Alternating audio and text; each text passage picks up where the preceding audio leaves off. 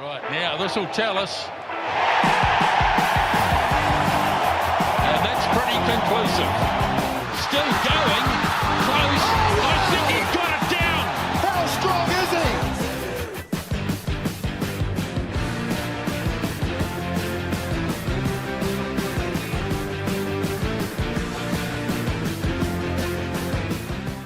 he? Welcome back to the Pick and Go podcast, your one-stop shop for all things Rugby Union. And once again, I'm joined in studio by former All Black, former Hurricane, former Wellington Lion, former Wainui. Wainui Lions? No. Yeah, Are they Lions? That's the league. What's the union then? Just Wainui Rugby. Just Wainui Rugby. There he is, Piri Weepu. Piri, how you been? Well, I've been good. Walking around with a limp to today. The old patella tendonitis is playing up. So thank goodness no one can see me walk into studio. So can you just explain to people what patella tendonitis actually is? Well, if you would really like me, Paul, you should stand up and I'll kick your ass to show you. No, it's just my knee. There's a bit of a bone that sticks out over here and it's flared up, so it's because I've got flat feet, not fat, flat. Yes, flat L feet. in there, in between. Does that mean you don't have the arch in your... Yeah, and so the bones over time sticks out, and every now and then it flares up. Do you take medication, or do you go for treatment, or what's the deal? Or you just wait for it to go down Just again? bite down on the gum shield and hope that it comes right. I really like taking bloody painkillers and stuff like that, so just get on with it. Okay. Try to function. Does it affect the golf? It does. My son was like, "Come on, let's go to golf." I was like, "Mm-mm." Dad tried to twist his leg and it's no good. Next week? Hopefully next week. I've got to get it right before Sunday anyway. We've got a game on Sunday of rugby. Old geriatric players. What? Yeah. Who? For what team? Parliamentary team. Are you paying for the politicians? Well, kind of. It's, yeah, my brother's been involved in that team for quite some time now, and him and a good mate of ours, Jack Tarrant, both bloody sort of dragged me along, and it's a bit of fun.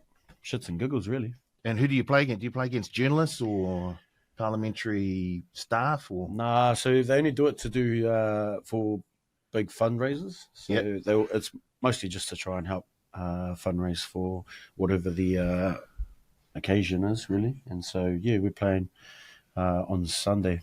I'm not telling you what time kickoff is either. Yeah, and where it is, because exactly. I'll be willing to board a plane to see this.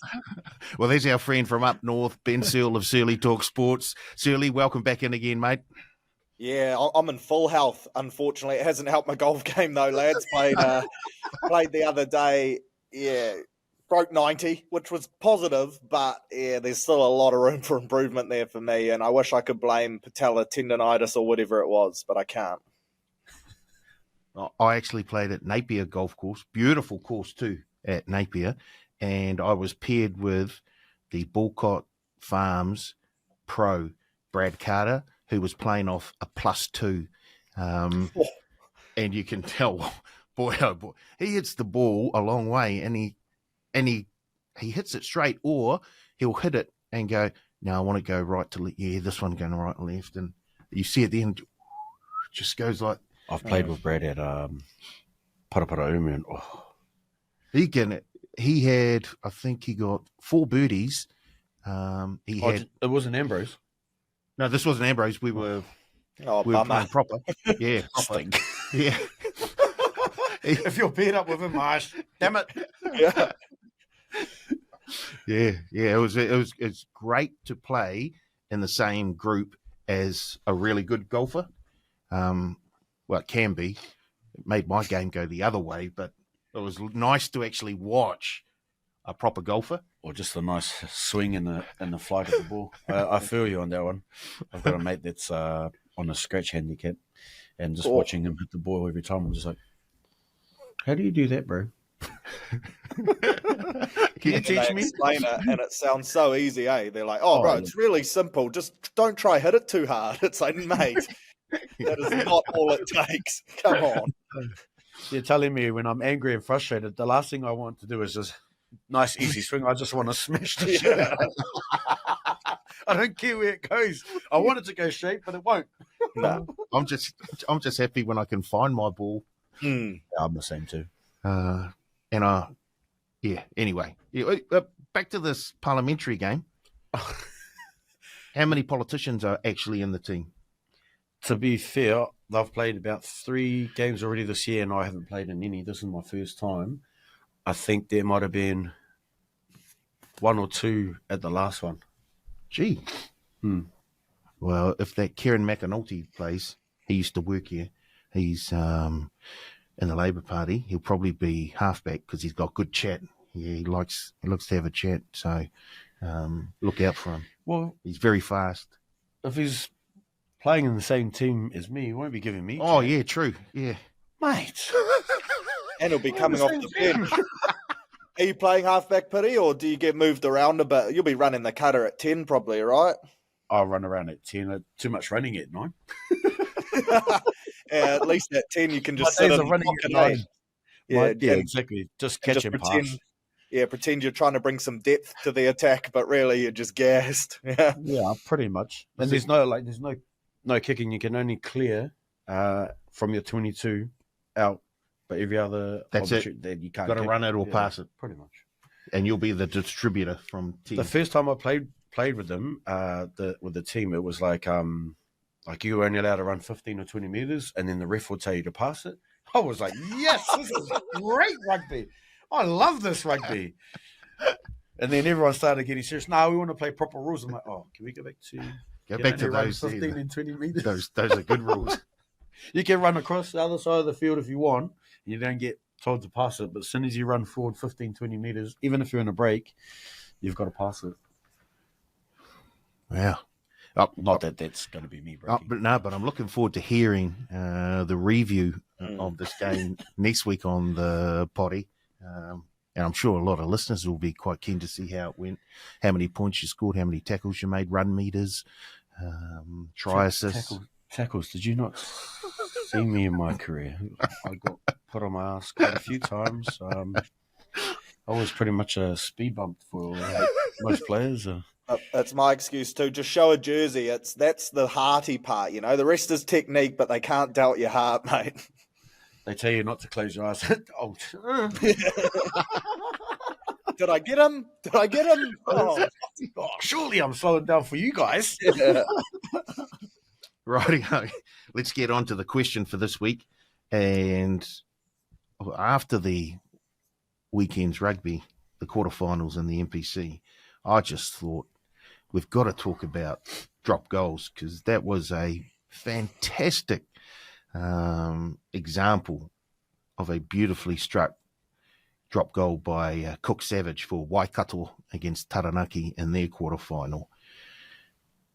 And he hit it from a fair way out, probably around 45 metres. So the question this week is, should Union look at introducing a 4-point or a 5-point drop goal if it's taken from longer than 40, 45, maybe fit? I don't know. Searle, we'll go to you first. Would you be keen to see a law tweak like that in Rugby Union? Not for me personally. As hard of a skill as it is to execute, and it's an incredibly hard skill to pull off, I reckon it's one of the hardest in the game because there's so many factors in it, and it's not something that we as Kiwis practice a whole lot. I know the English and the South Africans practice it heaps, so I'm sure they'd be all up for this rule, but 4 points makes it close to a try, which makes me nervous. It was a heck of a nudge, and I think I remember a game in the English Premiership last year, or maybe the year before, but there was 3 or 4 goal line dropouts in a row, and the guy had 3 or 4 attempts. Every time he missed, it went dead, so they got another crack. And yeah, I'm not sure we want our game, or the NPC anyway, to turn into that. We want to see running rugby where tries are rewarded. It was a clutch play that got them the win. It's a very hard skill to execute, but yeah, for me, anything over 3 points is just too much because yeah, we want to encourage tries being scored, and I think that's the best thing about the NPC is we see 40 points to 30 every week, and the games are exciting, and that's what puts bums on seats for me. Have you had a crack at any at club level? I've hit 2, and I've tried 2 and got 1 once, both under penalty advantage, so it's a little bit different. There was a goal line dropout this year, and our winger was like, if I catch it, I'll give it to you, and you kick a drop goal. And I was like, yeah, and thinking he wouldn't catch it. He caught it, he gave it to me, and I definitely didn't take a drop goal because I knew I would miss 100%. What do you reckon? No, I don't reckon. I reckon maybe if there was like a hybrid version of the game, like a shorter format of it, like a T20 type thing where, there's different elements to the game to make it a bit more exciting. Yeah, most definitely. But nah, not during NPC or even in the Super Rugby or international level. I mean, if you look at Stain, he dropped one from, I think it was almost 70 metres. That was on In the high France. belt, sure. No, What? this is in France. Oh, really? When he was playing for racing, I think. Wow. So I don't think you want to kick it to someone like that. What? Yeah. Okay, Searle, what if we tweak it a different way? What if we make the long drop goal 3 points and the shorter one 2 points? Yeah, I don't mind that. I guess what you'd see teams do is shorten their goal line dropouts. They're not going to send it as long as they have, because that minimises the risk of this happening. But I don't mind that in terms of then we're getting into league territory, right? You got the 1 and then the 2 point field goal. I think 2 points and 3 points makes it a bit closer. But I actually wouldn't mind them seeing bring penalty shots down to 2 and a conversion down to 1 point and go that way and encourage more running rugby, because I think as a product that makes it more entertaining, and that's the fight that we're in the global game at the moment, is to speed up the game, make things more entertaining. And I feel like something like this would probably go the other way and slow it down. So that's just my opinion, yeah. You might as well make the tries like the old school. What was it, 3 points? 4 points? Or we go way back. Well, yeah. Or go NFL styles, make the try 6, conversion 1. You're still going up in sevens. Are you going to put the conversion in front? Hey, as a goal kicker, yep, absolutely. Although quite often those are the hardest ones. Your teammates are all back there celebrating that you've kicked it, you shank it. You want the ones from the sideline no one expects you to get, so you get the glory. But yeah. That's Searle mentioned. We don't do a lot of practicing of drop kicks, and that seemed to be fairly evident in World Cups back in 2007, was it? I think where we had the one in France where we had opportunities for a drop, and we kept going for the try. So did you ever practice the drop kick when you were in the All Black? Was there a section where, you guys go away, practice your drop kicks? No, not at all. No. I think what we've always tried to do is work to get a penalty to give us a bit of opportunity there. That's probably why in 2007 they didn't consider doing a drop kick, purely because they would have tried to work hard to try and force pressure on the defence to make an error, get the advantage, and then hopefully it's in the middle of the sticks, and then you can have a kick at goal. But I think the only time we've ever practiced it would have been 2011, the Aaron Cruden drop kick in the semi-final against Australia. We worked on trying to make sure we got ourselves into a good position so that he could execute that. And that's part of our learnings from tough battles against Aussie and South Africa in the Tri-Nations. We had 2 losses during that before the end of Tri-Nations, and that's when we learnt that we needed to work hard on a few things. Mental game was part of it, and then when there's key moments in a game where the momentum is in favour of the opposition, how do we get that back in our favour? There was that part to it, and then if we needed to execute a drop kick, we had it all mapped out, set, ready to go whenever we needed to execute it, and it just happened that it was a beautiful slot. And then obviously Desi's done one in his last one that he had, and I guess, through all that, we don't practice. You have competitions with your teammates, Right. but we don't actually practice executing it when Smithy was coaching us, we have kicking sessions on a Wednesday, I think it was, or Thursday.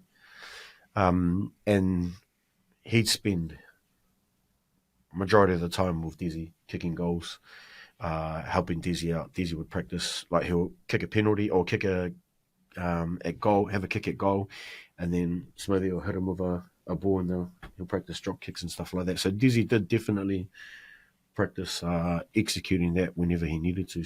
And I think that was one of his things that he always wanted to do at a World Cup was slot a droppy. You mentioned focus on the mental game as well. Was Gilbert Inoka part of the setup then? Was he the one that helped out in that regard? Yep, Bert was definitely involved in that. It was pretty good in terms of how he managed to get, well, I wouldn't say buy-in, more engagement from us as players, because we're the ones obviously on the field. Sometimes we can't feel it or see it when that momentum shifts in favour of the opposition, and that's where we focus a lot more on the red head, blue head scenario. Whenever us as individuals are in the red, how do we get ourselves into the blue so that we can start playing footy again? So Bert was definitely huge in that aspect of the mental side of it, to encourage us to think about moments where we're in the red, and we executed a lot of that during training too. Bounce passes from me or missed tackle, my usual, and just how do I get myself out of that and focus sort of purely on getting myself back into the blue at training. And all the boys had moments during the session, trainings and stuff like that, where they were in the red, and we just worked slowly on trying to get ourselves back in the blue, which was cool. Yeah. At club level, Searle, is there anything like that going on? Do you have any sort of mental, I guess, training skills or sessions, or is it just purely tactics, fitness, getting combinations going?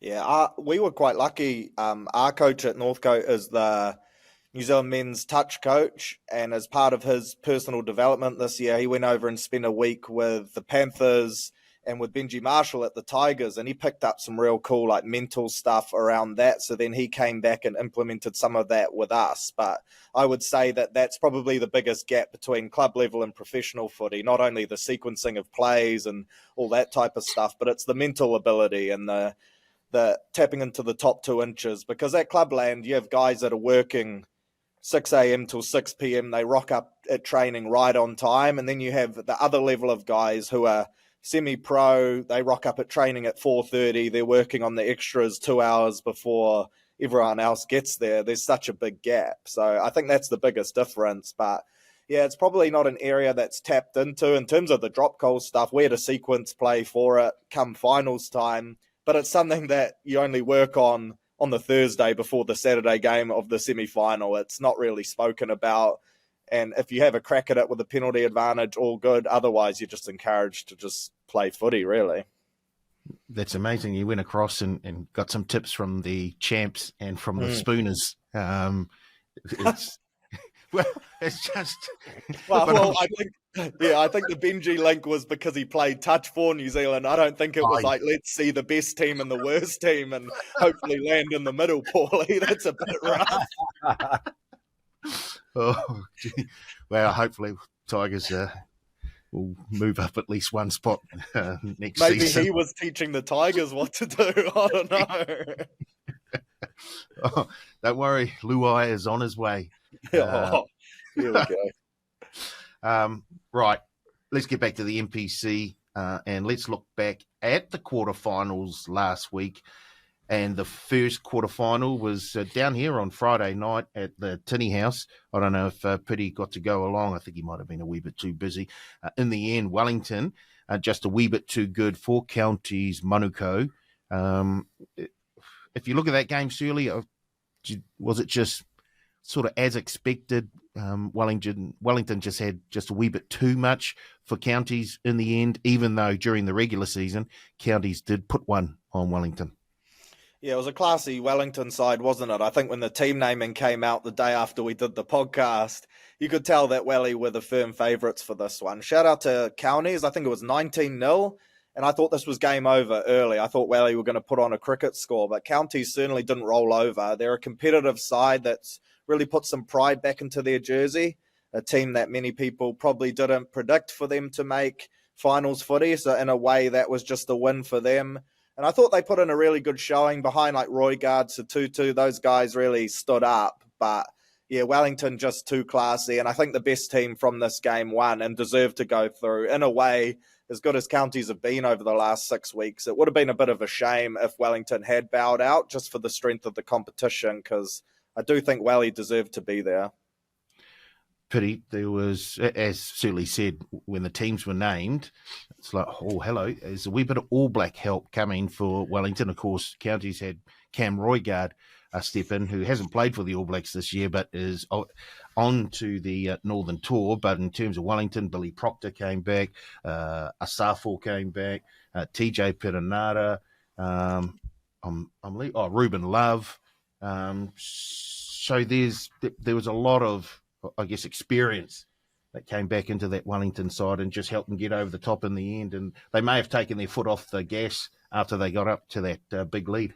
Yeah, I think it's just they've come in and actually just slotted into the game plan and the structures that Soaks has sort of put out for them throughout the course of this campaign.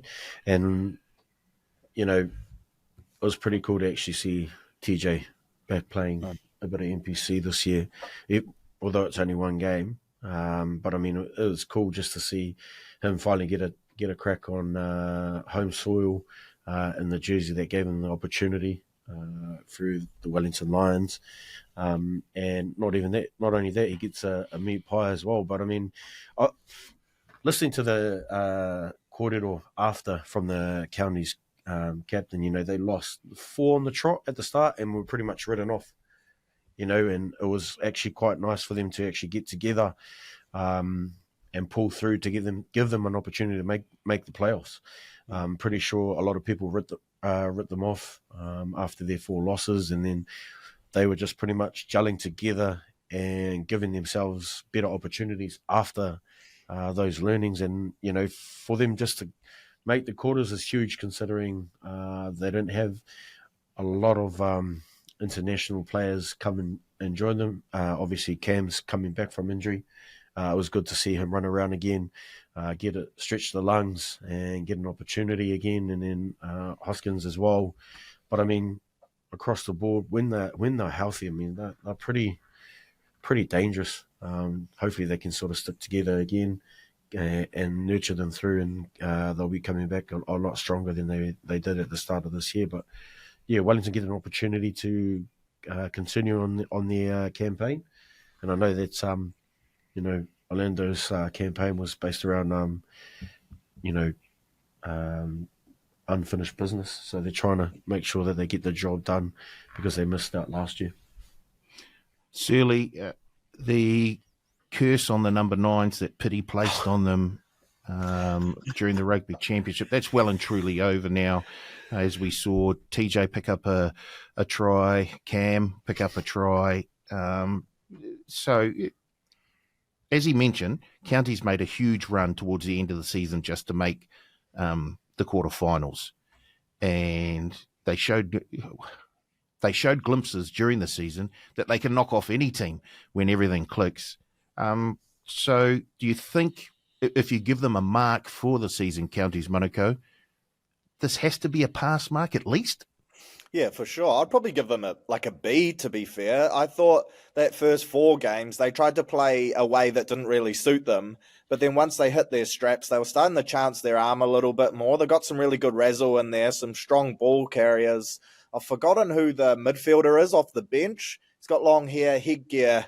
Geez, he's built like a brick, and I think he's like top 5 in the comp for line breaks, and he only plays 30, 40-odd minutes each week. So they've unearthed some talent there as well. When you chuck in a Etienne Anaisatoro or someone like that, and it was unfortunate he got injured, he's a genuine game breaker, and I'd imagine the confidence he brings that team is massive too. So, yeah, I'll be chucking them in with a B, because when you look at the other teams in finals footy, they've all got 6, 7, 8 plus Super Rugby players. For me, Counties only had 3 or 4. The rest of them were club talent. So in order to make the finals with a team like that, I think it's a testament to how much they improved throughout the season and potentially the culture they built within that team. Piri, have you heard anything out of the Wellington camp that we can look forward to? No. Okay, we'll get back to that later. Second quarterfinal. It was the Battle of the Bay, and I'm guessing that Bay of Plenty get the honour of calling themselves the real Bay for the season, as they came out on top in a very, very close one against Hawke's Bay. 1917. This was a game that could have gone either way, and it looked like Hawke's Bay, after they had that lull when they lost the Shield, looked like they were sort of getting back to where they were when they had the Shield, Searle. Yeah, it was interesting though.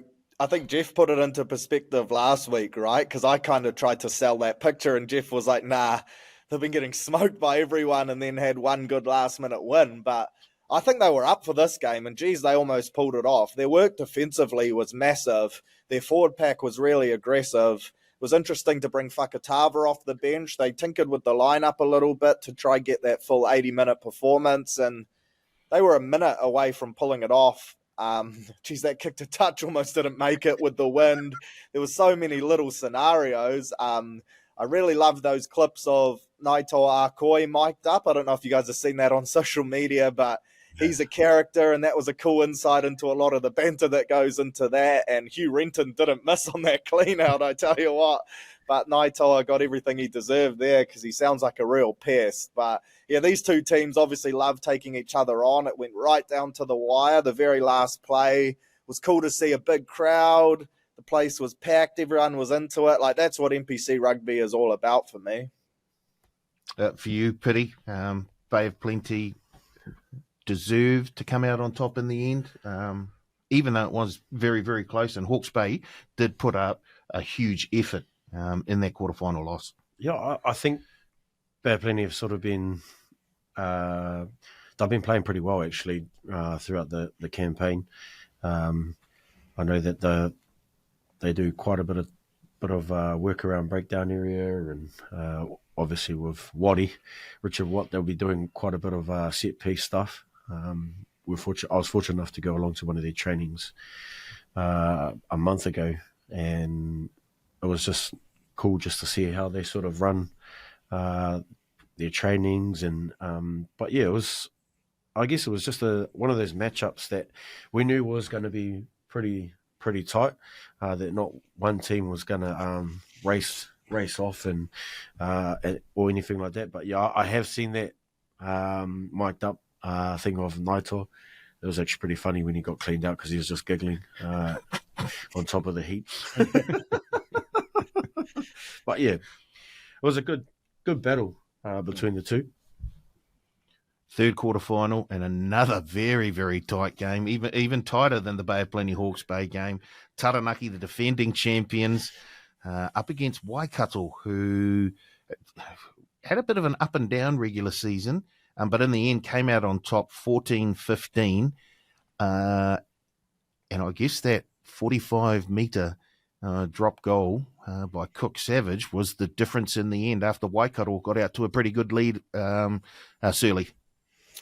Yeah, I want to just take my hats off to Waikato, because what a performance it was. Probably their best of the year. They played genuine finals footy, and you'd have to think the inclusion of guys like Jacobson certainly helped them. But when you've got a flanker starting on the wing and Ollie Matters, like, that just shows the injury toll they've got at the moment. He didn't look out of place. He looked like a real standout. So I don't know what that means for the rest of his career. Every flanker thinks they would be a good winger, and this bloke's actually walk the walk and talk the talk, and he looks like a sharp player. But yeah, Waikato, well done to them. Tip up the defending champs at home. That's not an easy task to do, and they've been pretty patchy throughout the year. So part of you feels sorry for Taranaki in terms of they were one of the form teams of the competition, probably deserved to be in the semis, but at the same time, they just didn't show up on the big stage, knockout football, and they've paid the price. So yeah, that drop goal ended up being a massive momentum swinger. And like we touched on before, it's a hard skill to execute, so well deserved. Yeah, Piri Searle brings up a good point. There was a good try scored by the flanker come winger. Did you ever play on the wing? Did you ever get pushed out there? At college. Not at NPC or... Oh, hell no. I would have told someone else to go out there. I would have gone hit it at fullback and then switch once finish the front line and then snuck onto the wing just to make sure that I did my job there. But no way. I would have pushed someone else out there that was faster. School was the only time that I got a chance to run around on the wing. I thought I was fast back then. And then did the 100 metres with all my mates, and I was like, you better go back into the halves, mate. Back to the quarterfinal. Waikato, Searle said Taranaki, unlucky, and I guess it would, but these are the games where you've got to stand up, and they didn't quite have it then. Certainly not for the first, 15, 20 minutes when Waikato looked like they could run away with this one. To be fair to Taranaki, they fought back. But I thought Waikato did enough I think they were 6.5 point underdogs heading into this game. They looked pretty good, to be fair. Oh, no, they got off to a great start. And then through all that, they managed to maintain it. It would have been good to sort of see them actually play a bit more footy. I felt like they were just trying to protect their lead. And then obviously Taranaki knew that they needed to get themselves back into the game and played footy. We always talk about a game of two halves. That definitely was a game of two halves where you might get a bullet up the arse from the coaches or a rocket up the arse, and then you come out and start playing. Usually when that happens, it means that you weren't quite ready to go to war at the start of the game, and then you get tuned up by the coaches around what we're doing wrong, which you don't usually do. And that's when boys start executing things a lot better. I felt that Waikato probably did deserve that win, but at the same time, Taranaki coming off a great freaking challenge for the Shield, you would expect that to try and carry that on and get the double, but obviously Waikato did a bit of homework and managed to hold on, especially from the long range drop kick to seal it. Quick shout out as well to Aaron Cruden. Like, that just shows, right? Like, big game experience. His kicking game, him and Xavier Rowe, I thought they pulled the strings perfectly and put a bit of a clinic on, because we're all big Josh Jacob fans, but I thought Aaron Cruden probably got the better of him if you're going head to head, and that was just a masterclass and an experienced playmaker on the big stage, right? Yeah, to be fair to Jacob, I think he took a knock during the game, and wonder who that was from. Yeah, he didn't quite seem to be a sharp. Wow, that was boom, stop. You can go nowhere. Another victim to yeah. So it's not just Aussies, right? It's Kiwis that can cop it as well. Any first line can get it. Right. Final quarterfinal, and boy, oh boy, there was after 20 minutes, there was only going to be one winner in this game. And I guess Canterbury can be thankful that they got a few big guns returning for them in the quarterfinal. And boy, oh boy, did it show. And also, Braden Enor looked back to his best. His lines were superb. His running was so strong.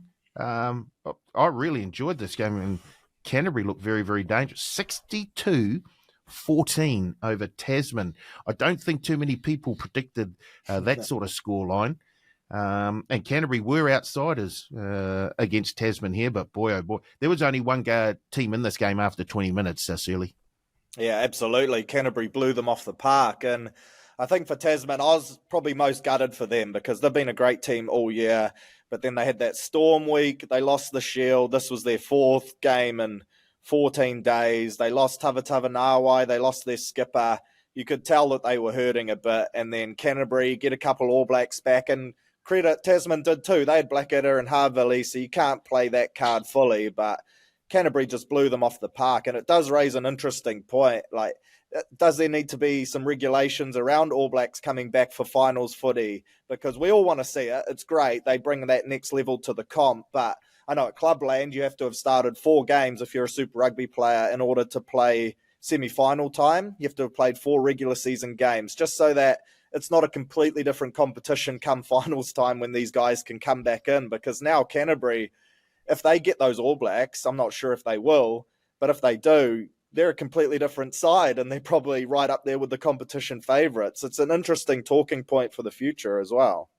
He does bring up a good point there, and I guess there's that balance between, look, we've got a number of players who are in the All Black squad who haven't had much game time. We want them to get some game time before we head away on the Northern Tour. Balance that with the fact that, hold on a minute, here's a team that snuck into the, didn't sneak in, but finished? Grinded their way in. That's a good way to put it. Fast. Grinded their way into the comp and then get a whole lot of troops returning for the quarterfinal and then just wipe the floor with Tasman. Yeah, interesting point you said there, Searle, around 4 games to make finals. They didn't have that rule in Wellington. We have to play at least 3 or 4 games. TJ and Dupes come and play for Norths 1 year in the final, and I think they only played 2 games beforehand, and so they got the opportunity, So you're talking about Wellington Club Rugby? Yeah, so obviously, but it would be good if obviously players haven't had much game time. Totally understand that, but I feel like there's got to be another way. I mean, I've been enjoying NPC when we've just got the players that are there. It makes it a lot more enjoyable because you got actual club players getting the opportunity to represent their province, and then no disrespect to the AB's boys, if there is an opportunity for them to play in the regular season, by all means, but coming in at that time, someone loses their spot from being there throughout the whole season. They might get another opportunity this week in the semis, but those boys that miss out, just think how they're actually feeling. They might not get another opportunity if the team doesn't deliver, and it's pretty tough for those boys to take it on the chin. Obviously they're not proper professional athletes, but they've grinded all season only to be left out that week leading into the quarterfinals and stuff like that. But yeah, I'd prefer if there was something in place so that if boys are available because they haven't been playing at the international level, that they can get the opportunity to be released to go and play NPC to tick the boxes, so that if the team does make the quarters, semis, or finals, they've done the work to be involved in those playoff games. Right, Shirley. After 4 games, after those quarterfinals, and I think I know who you're going to say here. Who was the unluckiest team to miss out on the semi-finals? I guess you could say none of them are unlucky, right? Because you got to perform in the biggest game and you make your own luck. But I do feel sorry for Tasman just because the run home they had, the storm week in the last week is always brutal because your body's bashed up come the end of the season anyway. The last thing you need is 3 games in 8 days. You chuck in that 2 Ranfurly Shield defences and some injuries as well. And it's a pretty brutal finish to a team that for 8 or 9 weeks was undefeated in this competition. But yeah, you make your own luck. It's a test of the depth in your squad, and they just weren't good enough when it came to finals time. You do feel a little bit sorry for them. I wanted Tasman to advance further than the quarterfinals, that's for sure. Piri, for you, is it Tasman as well, or are you looking at one of the other teams that was the most unluckiest? Taranaki. Coming off a good win in locking the shield for the summer, and then was hoping that they could continue that form and try and go back to back. I think that they gave themselves plenty of opportunities, but they just didn't quite execute sort of at the, I guess, key moments in the game. Yeah, but those are the two that were sort of lined up as well. I think Tasman, just the fact that they had that storm week just prior to the final week, and the fact that Canterbury got all those All Blacks coming back, just conspired against Tasman slightly there. So unlucky there. What do we got? Wainui Whisper. What's happening out over the hill, Piri?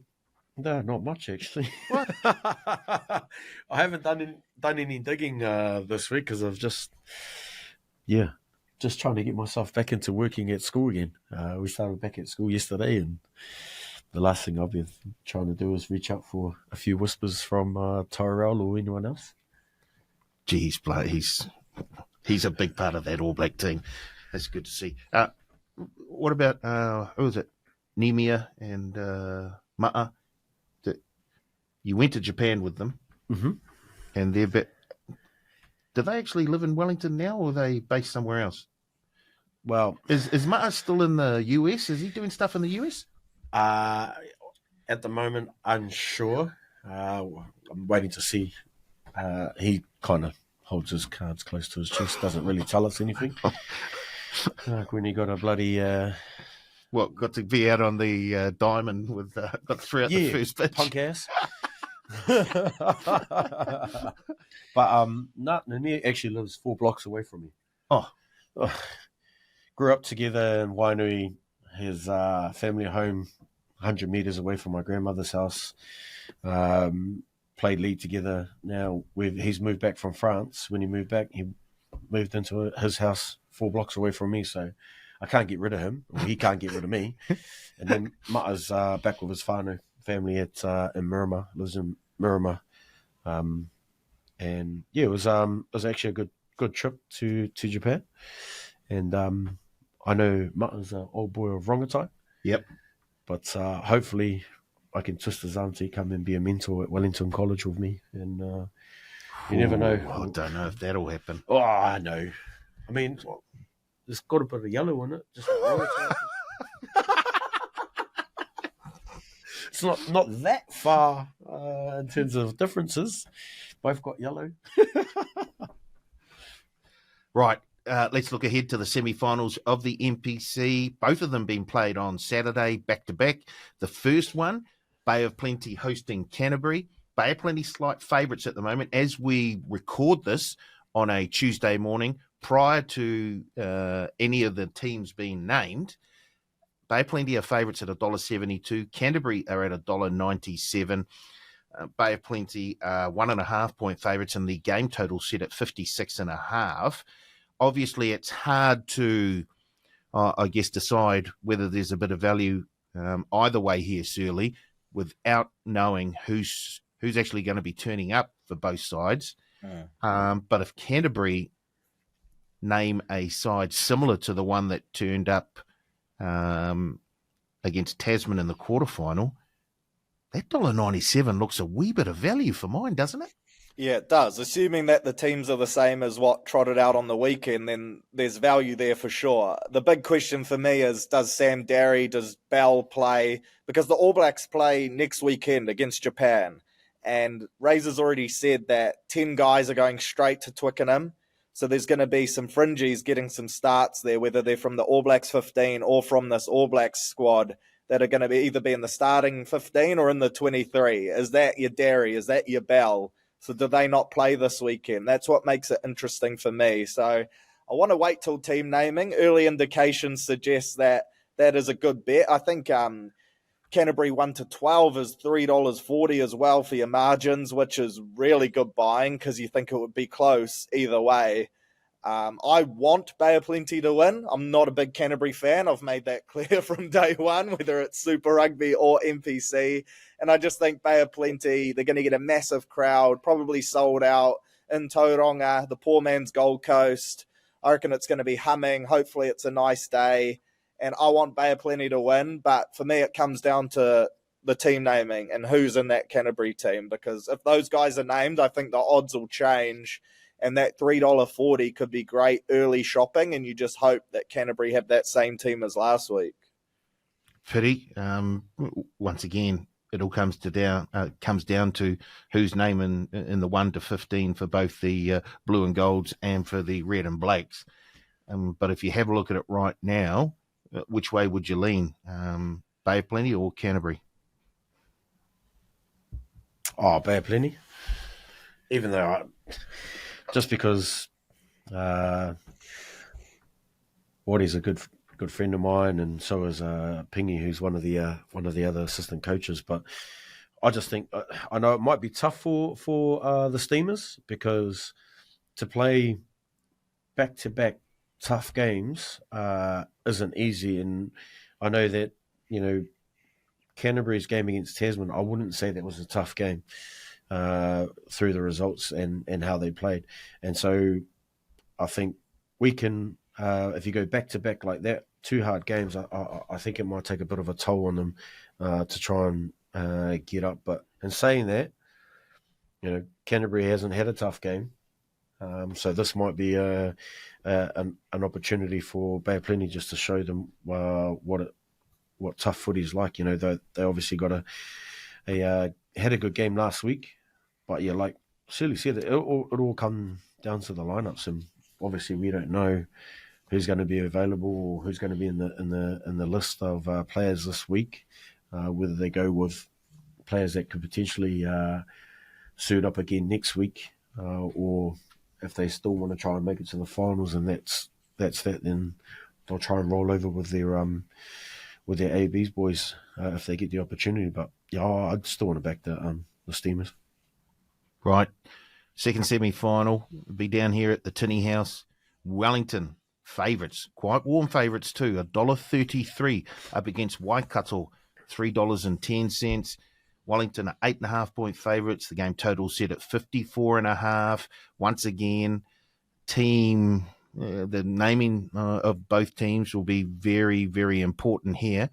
But I think one thing we know for sure is that Aaron Cruden will be suiting up for Waikato, and he's a big, big part of that. And I think maybe that point start, Waikato plus 8.5, regardless of who gets named in the Wellington team, I think, as you said, Cruden and Xavier, they controlled that game, the field position in the quarterfinal for Waikato. Searle, plus 8.5. Does that entice you as well? Yeah, it does. I think Waikato look to back their defence and drag teams into a bit of a dogfight. Wellington have a lot of attacking strike weapons, so perhaps they've got enough there to be able to play around that now. With guys like Tupasi Kirifi back as well, that's massive. And I just love watching Riley Higgins play each week as well. That dude's a freak, and he's a great watch. But yeah, I'm surprised that Wellington 13 plus is the best backed option in terms of your margins at $2.30. I think both games are 1 to 12 for me personally. So that Wellington 1 to 12 at $2.80 is jumping out at me for some value too. But yeah, Waikato showed last weekend, don't write them off. They went down to Taranaki and knocked off the defending champs. So I think if you take them lightly, it's at your own peril. So 8.5, anytime you can get outside of a converted try, I'm all for those lines in terms of in favour of your underdogs. Piri, Wellington, look, they did look good against Counties in that quarterfinal, but are they a wee bit short for you? Are you happy to take the $1.33 on them to win, or minus 8.5? Oh, definitely take the $1.33. I think what they've got wrong at the start of the campaign was they were slow at starting, but they managed to get themselves back into the game and try and make sure that they execute their processes from the second half. They started really well last week, which gave them an opportunity to kick on. So, hopefully this leading into this week, the start of the game is where they need to make sure they get right. Waikato started really well last week, so two teams trying to start really well could make for a good spectacle, to be honest. But I'm still backing the Lions, boys. Righty-ho. Anyone got a hunch for this week? Searle? Oh, not so much a hunch. I was just more thinking that it all comes down, I think the winning factor in this NPC is going to be who's one of those 10 that makes over in that Japan game, which is quite a sad way to look at it, right? But say Bay of Plenty lose Amoni Narawa for a final, then all of a sudden momentum flips the other way. Wellington, if they don't have your Ruben Loves and those type of characters, Wellington are probably the best team to be able to deal with it because they've dealt with it for a lot of the year. But Canterbury, if they lose their All Black stars as well, I think the deciding factor is going to be Razor and who plays those games, which is, a bit unfortunate when you think of it like that. But the impact these players have on their team is massive. So whoever is in those 10, whatever team loses the most as a result of that, I think the other team goes on to win the comp. Piri, any hunch from you? Number 9s or 10s or 11s? You want to throw that out again? No. What are you going to do? No hunches. No hunches? No hunches. Oh, actually, I do. I'm backing my hunches that I think that the 2 home teams are going to go to the final.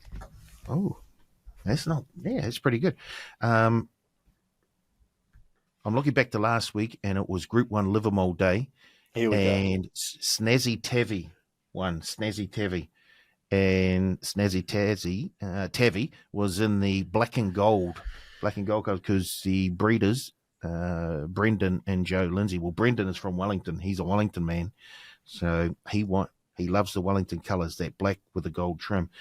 And Snazzy Tavi won with ease.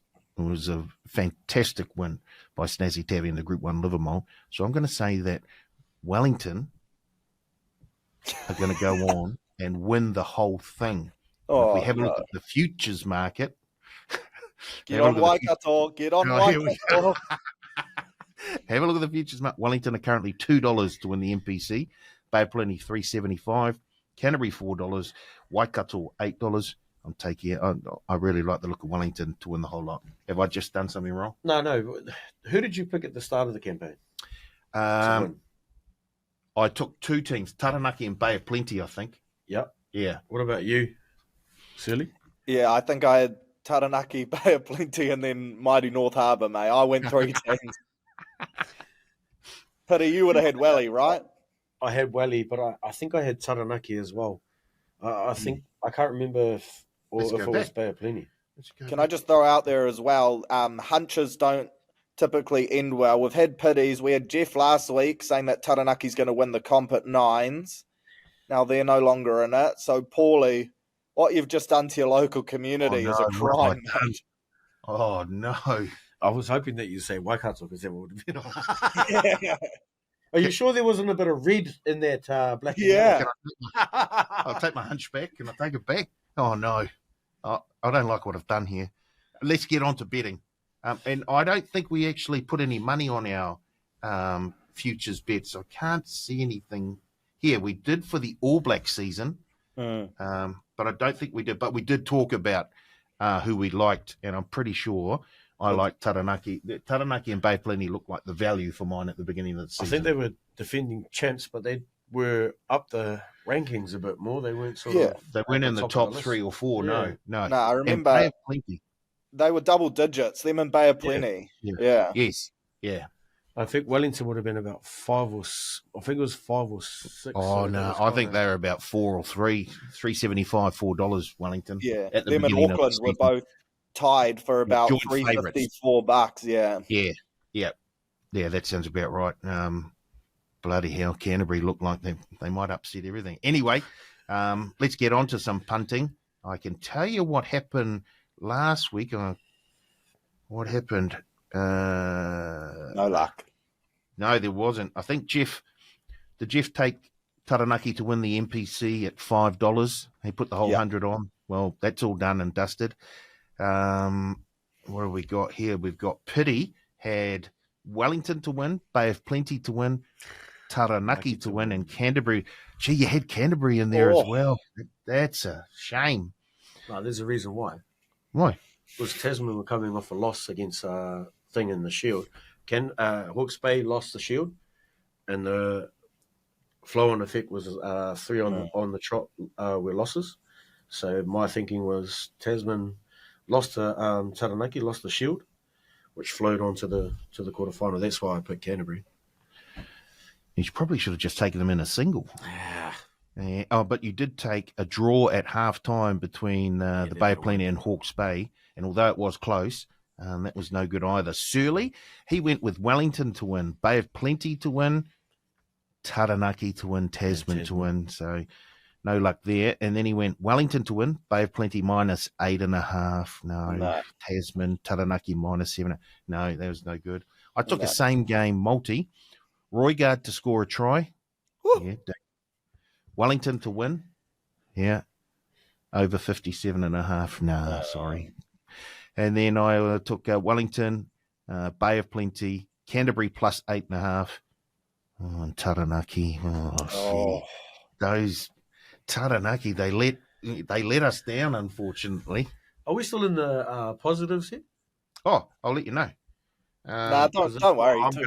If not, I'm going big. Keep myself up there.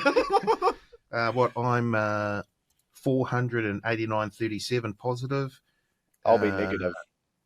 Searle is minus 139.80, and Piri is positive 205.60. Come on. Come on. Right. Sorry, lads. Let's have a look this week. We'll start with you, Searle. Your $100. Yeah, start at the bottom of the ladder. I like that. I'm going a $25 multi. Either team to win by 7.5 or less in that Bay of Plenty Canterbury game. That's paying $2.60. I'm going to multi that up with Wellington head to head to get $3.45 return. Then with $25, I'm going to go Canterbury 1 to 12 at $3.40. That's banking on some All Blacks being named. And then for a $50 spin, I'm going to go Kurt Eklund and Riley Higgins both to score anytime. And hopefully that's going to get me back in the green. Woof. Jeez. Piri? Still trying to figure this out here. Yeah. I'm trying to look for like a good good combination. Or good payout. from one bet.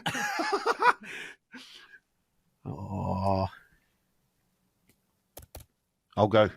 You keep looking. I'm going to have a couple of bets.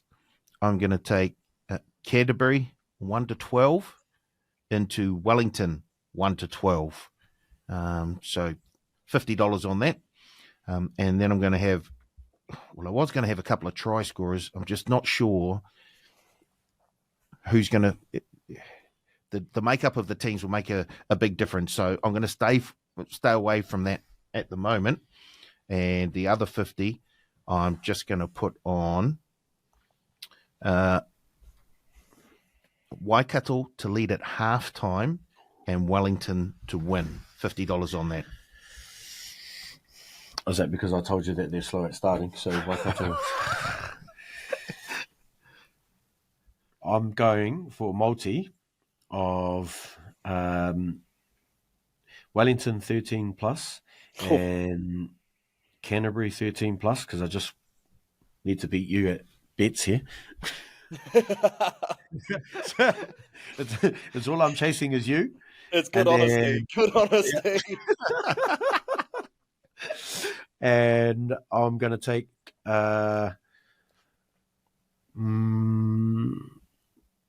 Peter Larkai and